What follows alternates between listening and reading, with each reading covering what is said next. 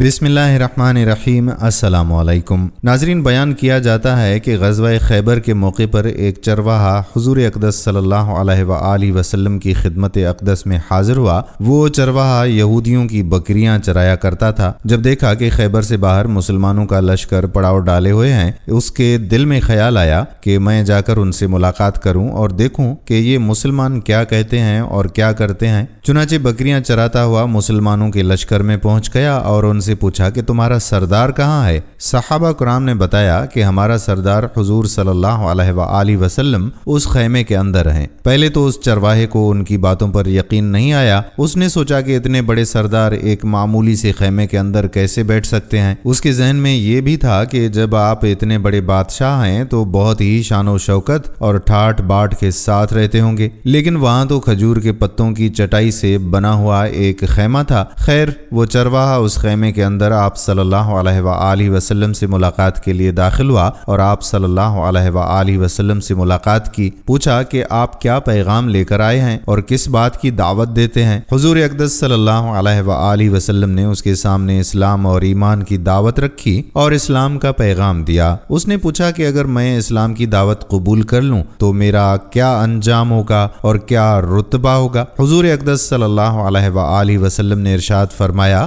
کہ اسلام لانے کے بعد تم ہمارے بھائی بن جاؤ گے اور ہم تمہیں گلے سے لگا لیں گے۔ اس چرواہے نے کہا کہ آپ مجھ سے مذاق کر رہے ہیں، میں کہاں اور آپ کہاں؟ میں ایک معمولی سا چرواہا ہوں اور میں ایک سیاہ فام انسان ہوں، میرے بدن سے بدبو آ رہی ہے، ایسی حالت میں آپ مجھے کیسے گلے سے لگا سکتے ہیں؟ حضور اقدس صلی اللہ علیہ وآلہ وسلم نے فرمایا کہ ہم تمہیں ضرور گلے سے لگائیں گے اور تمہارے جسم کی سیاہی کو اللہ تعالیٰ مٹا دے گا اور اللہ تعالیٰ تمہارے جسم سے اٹھنے والی بدبو کو خوشبو سے تبدیل کر دے گا۔ یہ بات سن کر وہ فوراً مسلمان ہو گیا اور کلمہ شہادت پڑھ لیا۔ پھر حضور اقدس صلی اللہ علیہ وآلہ وسلم سے پوچھا کہ یا رسول اللہ صلی اللہ علیہ وآلہ وسلم، میں کیا کروں؟ آپ صلی اللہ علیہ وآلہ وسلم نے فرمایا کہ تم ایسے وقت پر ایمان لائے ہو کہ نہ تو اس وقت کسی نماز کا وقت ہے کہ تم سے نماز پڑھاؤں اور نہ ہی روزے کا زمانہ ہے کہ تم سے روزہ رکھواؤں، زکوٰۃ تم پر فرض نہیں ہے، اس وقت تو صرف ایک ہی عبادت ہو رہی ہے جو تلواروں کی چھاؤں میں انجام دی جاتی ہے، وہ ہے جہاد فی سبیل اللہ۔ اس چرواہے نے کہا کہ یا رسول اللہ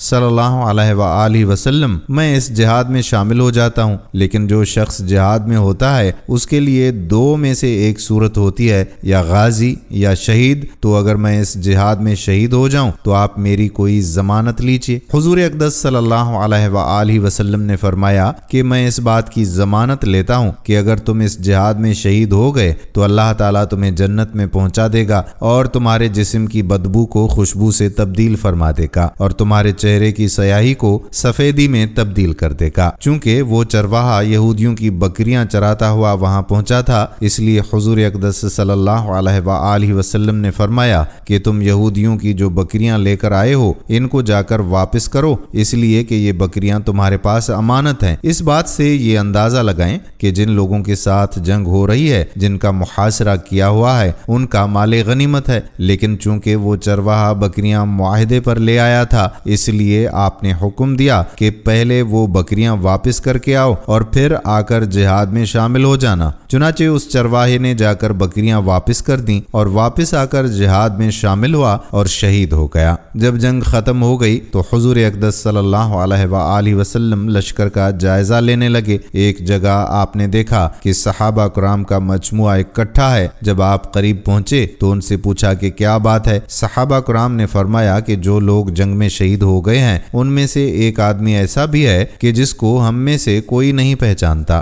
آپ صلی اللہ علیہ وآلہ وسلم نے فرمایا کہ مجھے دکھاؤ۔ جب آپ صلی اللہ علیہ وآلہ وسلم نے دیکھا تو آپ نے فرمایا تم اس شخص کو نہیں جانتے مگر میں اس شخص کو پہچانتا ہوں، یہ چرواہا ہے اور یہ وہ عجیب و غریب بندہ ہے جس نے اللہ کی راہ میں ایک بھی سجدہ نہیں کیا، اور میں اس بات کی گواہی دیتا ہوں کہ اللہ تعالیٰ نے اس کو سیدھا جنت الفردوس میں پہنچا دیا ہے، اور میری آنکھیں دیکھ رہی ہیں کہ ملائکہ اس کو غسل دے رہے ہیں اور اس کی سیاہی سفیدی میں تبدیل ہو گئی ہے اور اس کی بدبو خوشبو سے بدل گئی ہے۔ ناظرین، اس واقعے سے ہمیں یہ سبق ملتا ہے کہ آپ اندازہ کیجئے کہ اگر کچھ عرصہ پہلے اس چرواہے کو موت آ جاتی تو سیدھا جہنم میں چلا جاتا، اور اب اس حالت میں موت آئی ہے کہ ایمان لا چکا ہے اور سرکار دو عالم صلی اللہ علیہ وآلہ وسلم کا غلام بن چکا ہے، تو اب اللہ تعالیٰ نے اتنا بڑا انقلاب پیدا فرما دیا۔ اس لیے فرمایا کہ اعتبار خاتمے کا ہے، اس لیے بڑے بڑے لوگ لرزتے رہتے ہیں اور یہ دعا کرتے رہتے ہیں کہ یا اللہ ہمارا خاتمہ ایمان پر فرما۔ میری دعا ہے کہ اللہ تعالیٰ ہم سب کو اس سے سبق حاصل کر کے اس پر عمل کرنے کی توفیق عطا فرمائے اور ہم سب کا خاتمہ ایمان پر فرمائے، آمین۔ دوستو، امید کرتے ہیں کہ یہ ایمان افروز واقعہ آپ کو ضرور پسند آیا ہوگا۔ دوسرے لوگوں کا ایمان تازہ کرنے کے لیے ان کے ساتھ بھی یہ ویڈیو آپ شیئر ضرور کریں گے۔